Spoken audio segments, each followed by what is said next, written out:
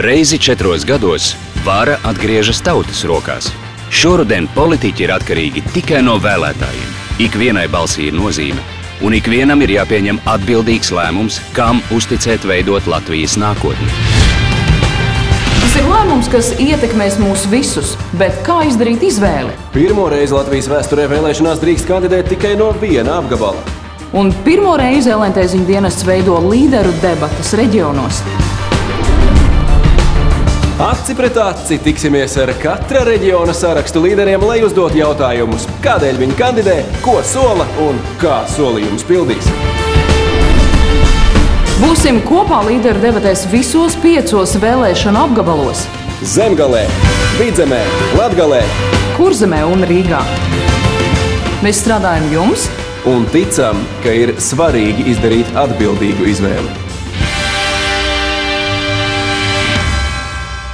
Ar savu valodu, zilajiem ezeriem, Aglonas baziliku kā lielāko Baltijas katolicisma centru, ar tikai sev raksturīgo ainavu, mežiem, laukiem, viensētām, ko caurvīja līkumainie ceļi, un otru lielāko pilsētu Latvijā, Latgale, var būt lepna.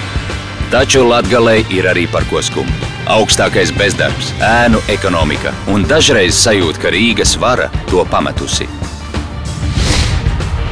jau trešdien Latgales līderu debates Daugavpilī.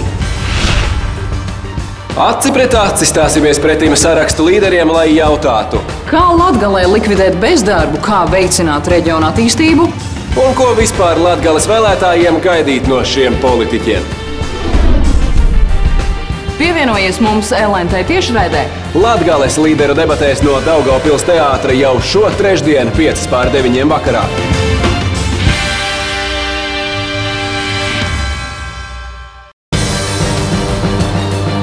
Necelt nodokļus, pienācīgu finansējumu veselībai, kvalitatīvu izglītību katram.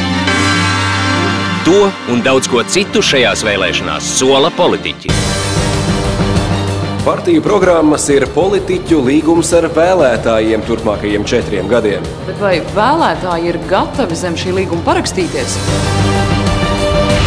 Pievienojies mums LNT tiešraidē no Sapņu fabrikas Rīgā. Līderu debates par vēlēšanu programmām rītvakar 8:05.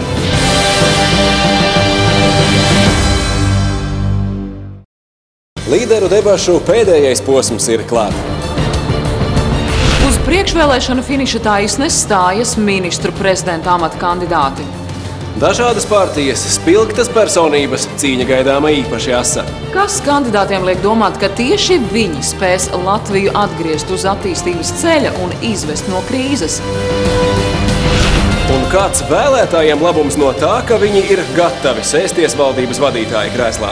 Kurš iegūs Brīvības bulvāra 36 atslēgas? Dombrovskis pret Šleseru, Lembergs pret Zīli, Ždanoka pret Urbanoviču. Kurš kuru? Viņi visi ir spilgtas personības, bet vai ir spilgti valsts vīri?